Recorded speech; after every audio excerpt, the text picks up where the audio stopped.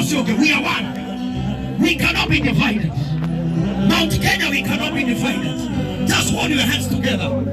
We cannot be divided as Kenya. We are one.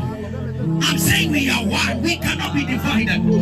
In the name of Jesus. And I'll bring my bishop now. And he's going to command a blessing. He's going to command a oneness. In the name of Jesus. He's going to command oneness over Kenya.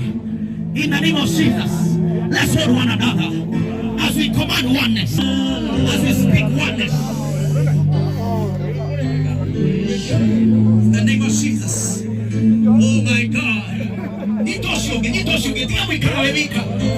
world get divided, why don't we hold our hands? Those who are coming, let's receive them very fast. We want to make a declaration together. We want to pray a declaration together. In the name of Jesus. Thank you, Jesus. In the old age. And we are not here to say that this is godly. The body of Boniface.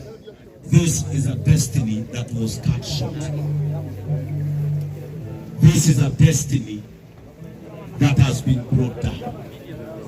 The breadwinner for a family is lying in this field. And we are here so that we can do the mandate of the church is to restore people back to God.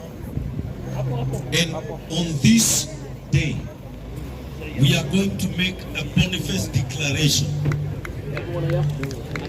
Spiritually, not politically. I am saying spiritually. Because we are here because of what politics are. We are here now to take dominion on our knees. If politics cannot raise a nation, God can raise that nation.